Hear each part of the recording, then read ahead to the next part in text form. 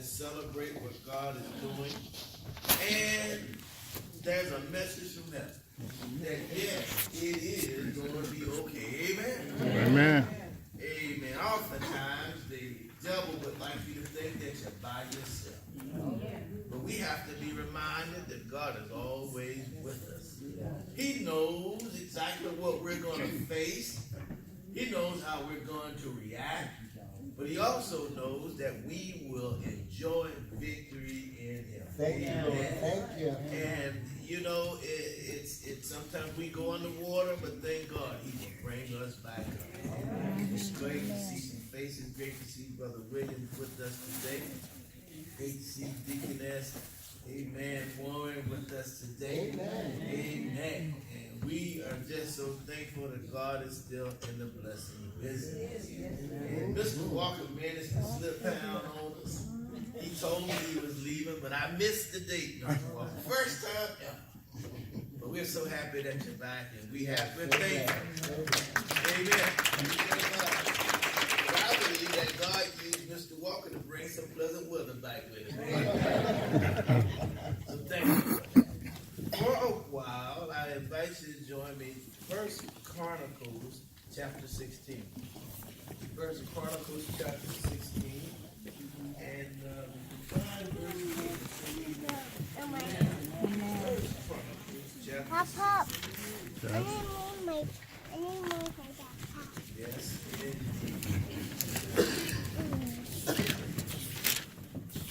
Do you have it? First Chronicles chapter 16. And there you will find in verse number 10, we thank the reflection from the Bible reader introducing this to us later, but there in verse 10 it says, then on that day David delivered first this psalm. Seven. That's verse 7.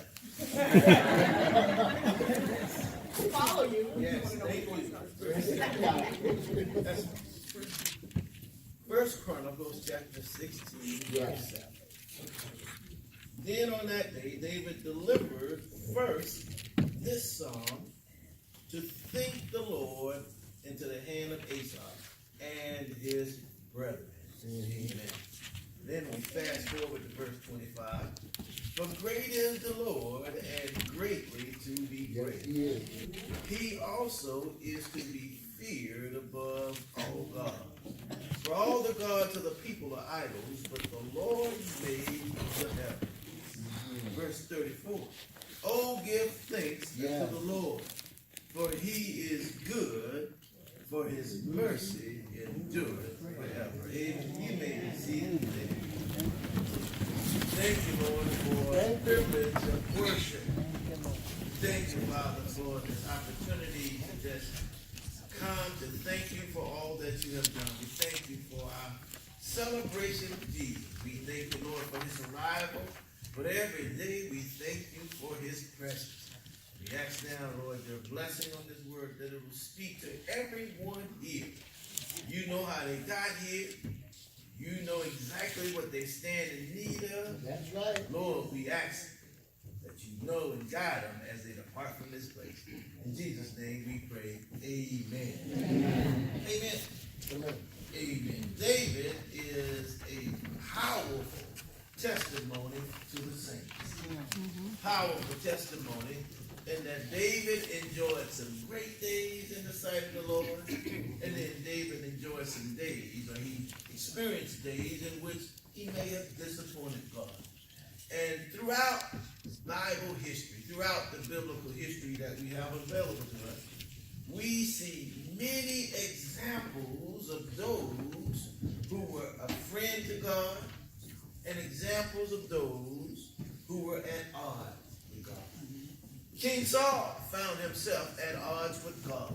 And as a result, his term as king was very short-lived, and he fell out of favor with God. We know that Judas, amen, was at odds with God. And he experienced a very terrific death, amen, due to his action. We also know that Pharaoh, come on somebody, They still looking for his remains in the Red Sea. But then there are those who are friends of God. Abraham and Isaac and Jacob. And we still talk about the blessings that God bestowed upon them and the promises that he made to Abraham, backed it up to Isaac, passed it on down to Jacob even right now. And we find that even the heir of Abraham, Isaac, and Jacob in the family of David, we find that David is a real friend of God. Amen. Amen. And in our text, the simple reality is that David is just overjoyed. David is overjoyed because God used him to do something amazing. He's overjoyed that God is demonstrating his power and wisdom to the Israelites. But he's overjoyed that he can look back and see that God had brought him and the Israelites a great distance. We find they've already crossed over the Red Sea. We find that here, some years later, that David is the new king of his people. And we find here that David is compelled. And finally, we find that the Ark of the Covenant is resting in the tent. Here in 1 Chronicles, we see through verse chapter 16 that the Ark of the Covenant, amen, was just placed in the tent. This is huge because the Ark of the Covenant represented the presence of God. God was with them.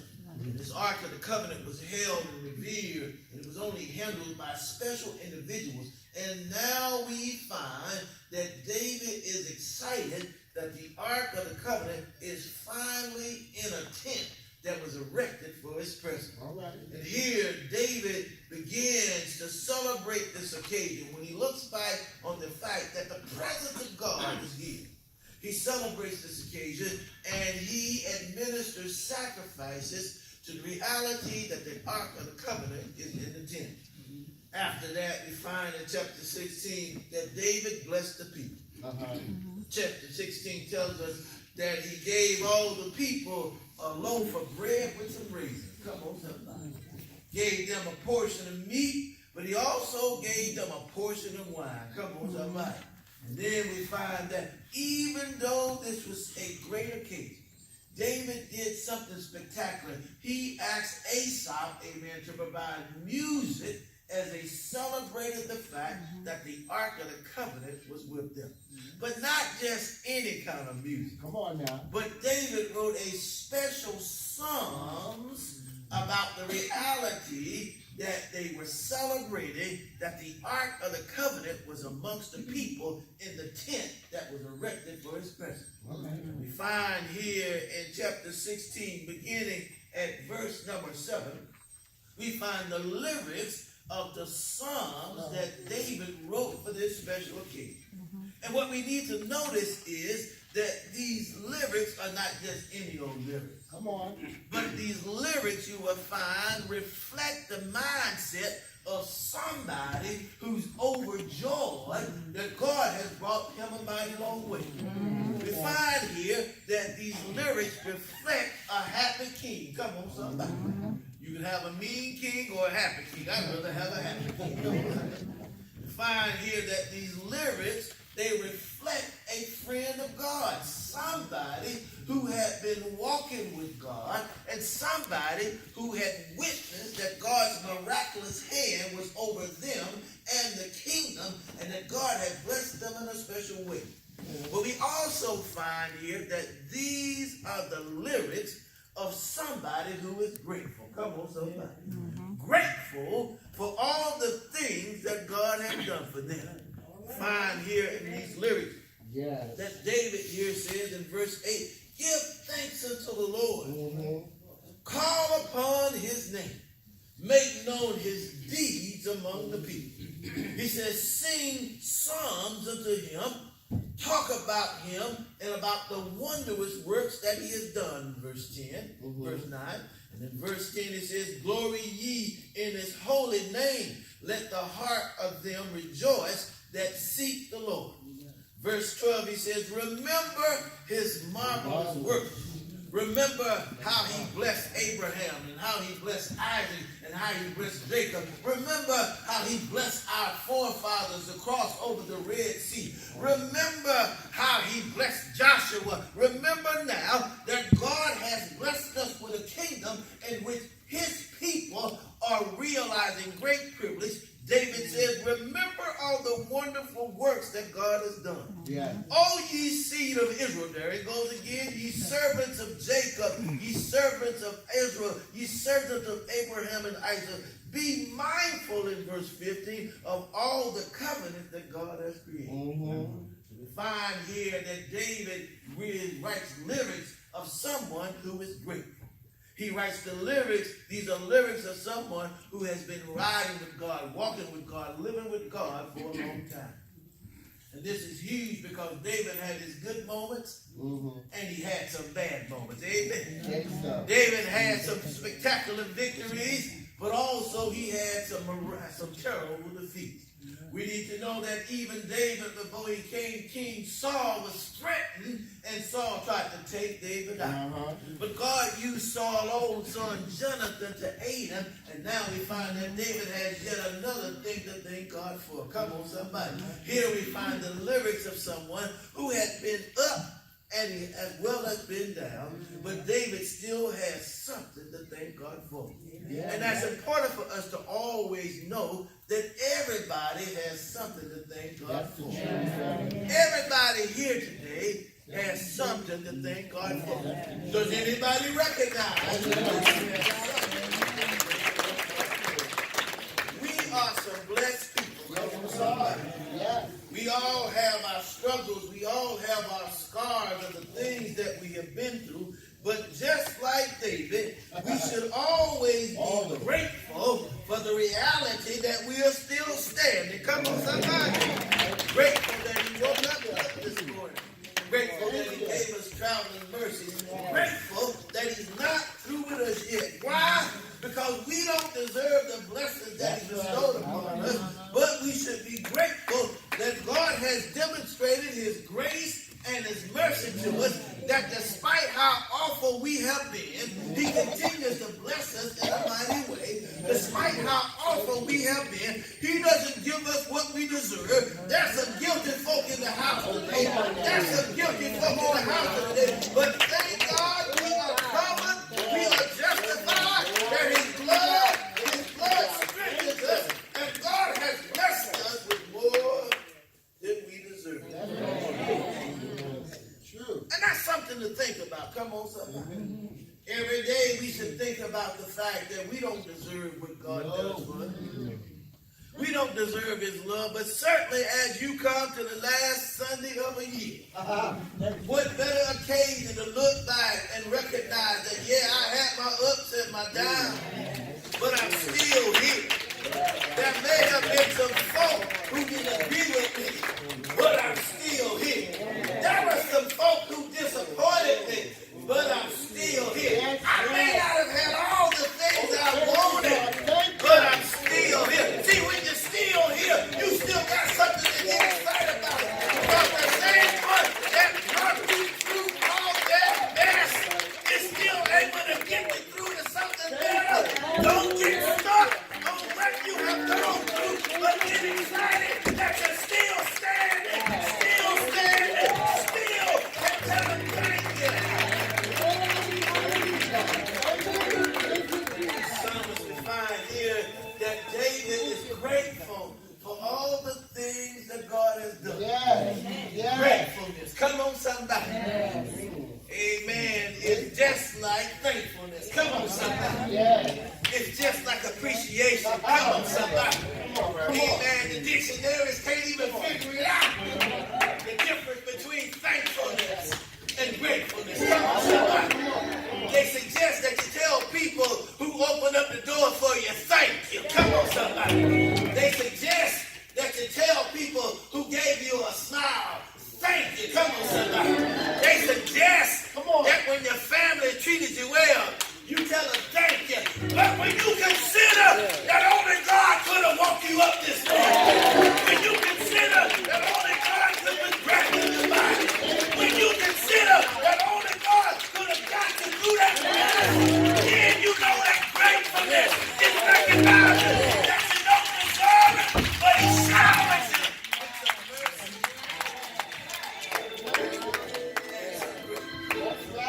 grateful people out there today?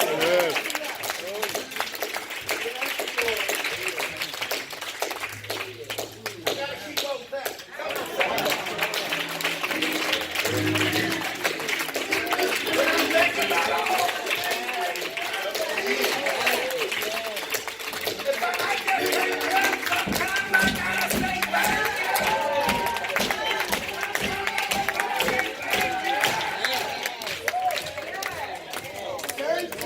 Amen. God has done. He's done some great things. Yes, God. Sure, we all have our scars. We have all gone through some mess. We all have things that are constantly working on our mind. Things that we ask ourselves, why me, Lord? Why is it happening to me? Why did this happen to my family? Why did this happen to my church? Why did this happen on my job? But what we have to recognize is despite the scars that we have to demonstrate what David showed us, that despite going through the muck and mire, David was always thankful for what God did for him. He was always grateful for what God did. How do I know? Because he wrote a song about it. And if you look at verse 23, come on, somebody. Look at verse 23. David said, listen, sing unto the Lord all the earth. Show forth from day to day his salvation. Declare his glory among the heathen. In other words, tell somebody what he done for you. Tell somebody that he picked you up and he turned you around. Tell somebody he gave you a new name. Tell somebody he didn't punish you, but he blessed you. Tell somebody that he blessed you despite what you have not done for him. David here displays for us that gratefulness is a state of mind. Gratefulness is a state of mind. That no matter what you're going through, you recognize that you're not by yourself. Come on, somebody. Has anybody been through something in 2018? Has anybody been through something? I think they wrote a poem about it. You looked around and the footsteps that you thought were yours, they weren't yours, but those are the steps of the Lord that brought you through. Those are his steps that brought you through it. Thank God for gratefulness. Gratefulness is a state of mind. And when people learn to be grateful, they learn to understand that God is not through with them yet. You hear what I say? When people learn to be grateful, you recognize that the problem of the day is not the final answer. Come on, somebody. When you learn to be grateful, you recognize that the ups and downs, amen, they will come and go. But God is with you in all those situations. Haven't you heard that he's omnipresent? Haven't you heard that he's omniscient? Haven't you heard that he has all the power? Haven't you heard that God can do all things? We have to have this attitude of gratefulness. Because it'll change your outlook on the world. Has anybody experienced gratefulness before? That will change your outlook on the world. I praise the Lord today.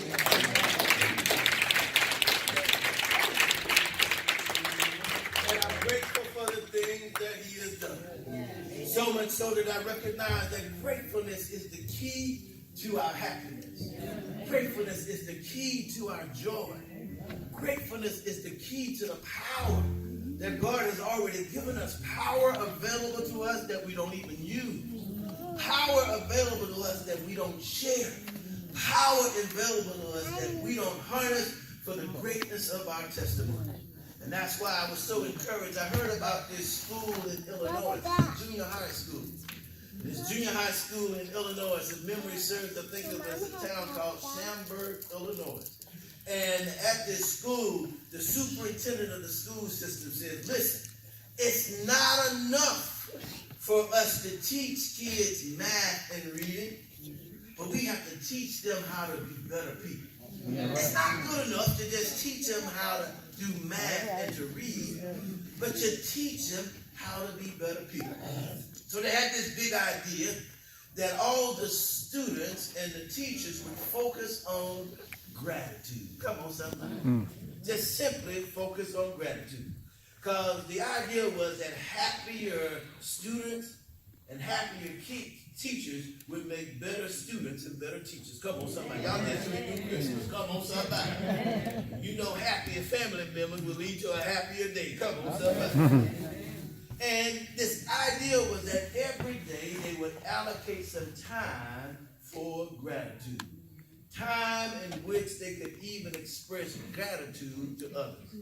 And this was built on research that this guy, Dr. Aker had done. Dr. Sean Aker had done. Because he wrote this book, and this book is called Happiness Advantages. Amen. Happiness Advantages. And basically in this book, he was suggesting that gratitude at any age can reduce stress and depression. Come on, somebody. Just by being thankful, you can reduce stress and depression. He said gratitude at any age would boost productivity. People would get more out of them by just little gratitude in their lives. And then he said it could also increase optimism and social connection. A little gratitude would increase optimism and social connection. And what he argues is that the key to happiness is the two factors of optimism and social connection. Looking forward to something and being able to get along with people. Come on, somebody. The key to happiness is looking forward to something and being able to get along with people. Come on, somebody. So in this research, they focused on this aspect of gratitude. And they came up with this philosophy. It's called a happiness hygiene habits. Happiness hygiene habits. And what this Dr. Archer suggested is that by investing 2 minutes a day, by investing 2 minutes of your time daily, come on, somebody. Some of y'all snore longer than 2 minutes. By investing 2 minutes a day and doing one or two things. First, write down 3 things you are grateful for. Come on, somebody. 3 things that you are thankful for. Or at least go and express gratitude to someone who has done something you appreciate. Now, doing one of those 2 things. Every day, write down 3 things that you are thankful for, or go and tell somebody you appreciate something that they have done for them. So the school adopted this philosophy. And they've been doing this for over a year, and the teachers and the students had to invest 2 minutes a day towards this happiness curriculum. And the results are, it worked. Come on, somebody. By investing 2 minutes a day to think about something you are thankful for, or telling someone thank you for something they did for you, it made a difference. Come on, somebody. Made a difference in the fights are down at school. Come on, somebody. Made a difference in people are excelling in their academics. Come on, somebody. Made a difference in the PTA ain't necessary no more. Amen. It made a difference in that school. And the students were better for it. But then somebody is thinking that the problems they have in school are not like the problems that you have in real life. Come on, somebody. The issues that people have at that junior high school level is not the same as issues in real life. But the good news is that this research from this Dr. Aker covered that. And what the question was, does this happiness curriculum really apply to people who are going through real and grave situations? Situations like a terminal illness in their lives. Situations like abuse that's going on in a family. Situations like someone going through a divorce. Situations like somebody losing a job. Situations like losing your loved one. Does this concept of happiness still make an impact on the lives of people who are going through those real grave situations? And the research came back, amen, somebody. And it suggested that even those people could still find happiness.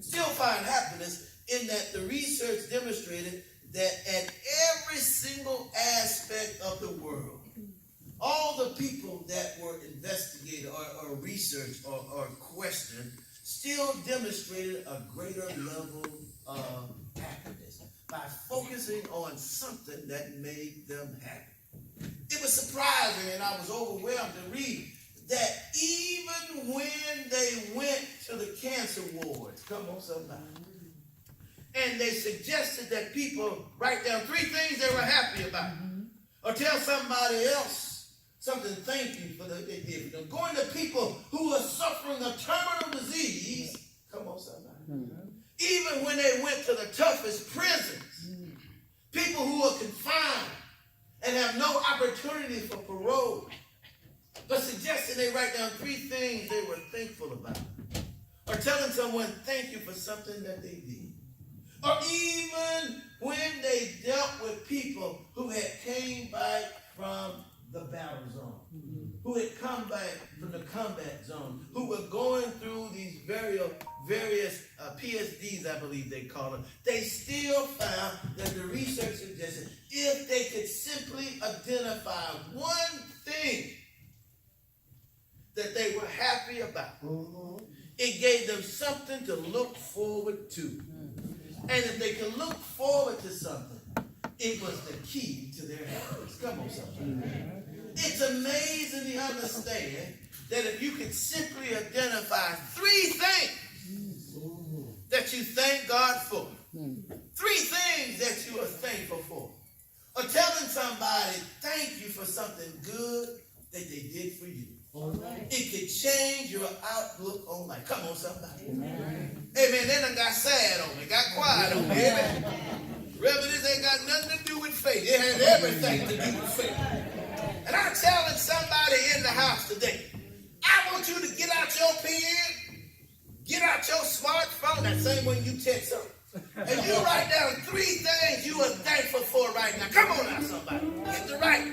Write down 3 things that you are thankful for today. Come on now, play some of that Jeopardy music.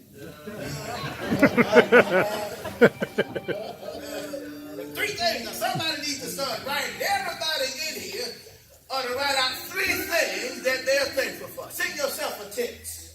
Make a note in your phone. 3 things that you're thankful for. Come on, somebody. Amen. Somebody said, well, I don't need to write it. I got it in my mind. Now, you need to write it down. Because if you had it in your mind, you're going to be unhappy sometimes. Come on, somebody. You need to write it down. 3 things. Now, come on, everybody write it. Y'all need a pen? Everybody need a paper? 3 things that you're thankful for.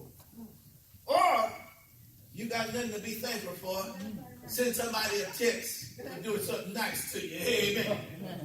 Thank you, Mama, for my new gift. Come on, somebody. Thank you, Dad, for paying tuition. Amen. 3 things that you're thankful for. Come on, somebody. Amen. This got everything to do with the text. Because David was overwhelmed. And he recognized that he had something to thank God for. Come on, somebody. The battle wasn't won because he still wanted to build him a temple. Amen. But still, he had something to thank God for. Come on, somebody. Amen. If we can just find something in our day that we can look forward to, it makes a difference on how you spend the day. Amen. Amen. You got your 3 things written down? Amen. According to this gentleman in his research, he found that people, when they write down 3 things in their day, their brain builds up almost like he said it was an app, that they were excited about those things, the good things that happened in their day. And he said that even if something bad happened in their day, their brain had this built-in ability that even when something terrible happened, after a while their brain, the app would kick in and it would remind them about the other 3 things that happened good in their day. Come on, somebody, did you get it? Right. That even when something terrible happens, you still got 3 things in your mind to remember about something good that happened. Come on, somebody. Amen. Yes. Somebody here has gone through some stuff in 2018. Come on, somebody. Somebody here may have lost a job in 2018. Am I right about it? I know somebody's been sick here in 2018. Anybody been sick in 2018? Anybody had surgery in 2018? Anybody found your money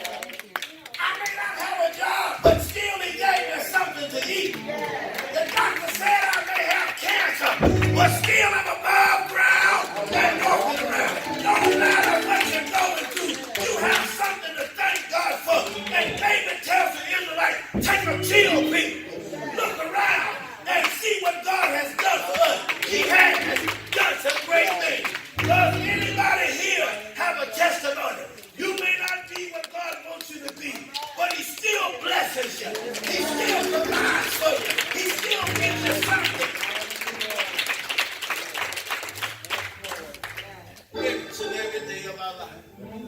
Every day when you wake up, tell him thank you for watching over you as you slept. Tell him thank you for waking you up. Tell him thank you that you know he's got some good things in store. And even on days when you don't believe you have nothing to thank God for, tell him thank you that he looks past your shortcomings and he recognizes your great need. Tell him thank you that he hears your prayer. Tell him thank you that you know that everything is going to be all right. Because I tell him thank you because I'm grateful for what he's done. I'm grateful for food. I'm grateful for shelter. I'm grateful for my spouse. Come on, somebody. I'm grateful for my kids. I'm grateful for my job. I'm grateful for my home. I'm grateful that love lifted me. I'm grateful for pain. I'm grateful for heartache. Because pain don't have to last always. Trouble don't have to last always. Because he brought me through it before. I know he will get me through it again. And I'm grateful.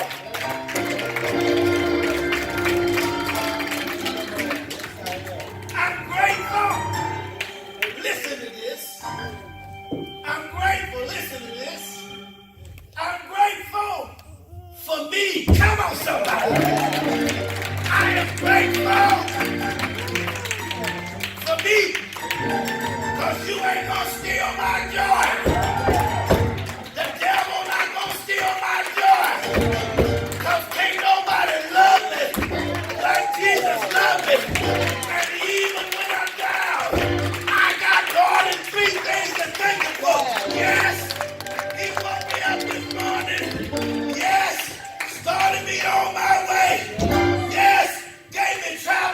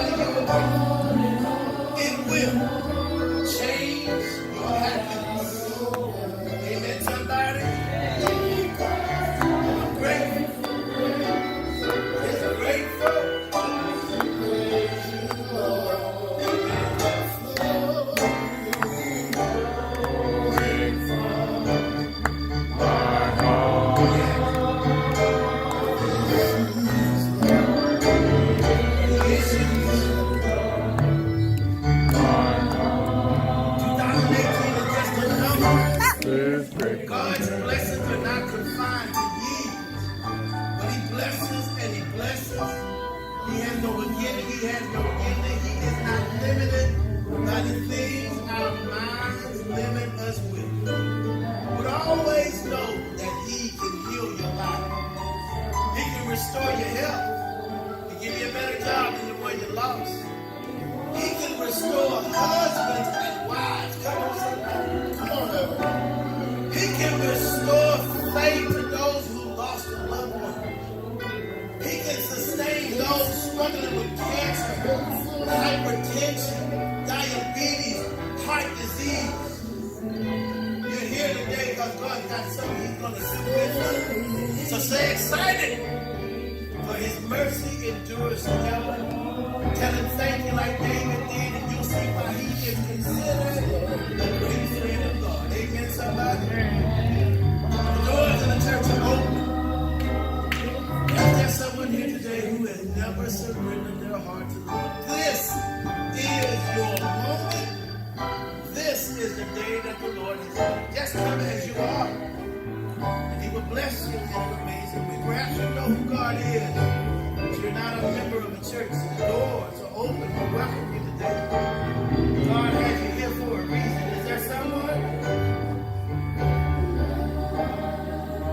No matter what happens today, tomorrow, and next week, no matter what happened to you today,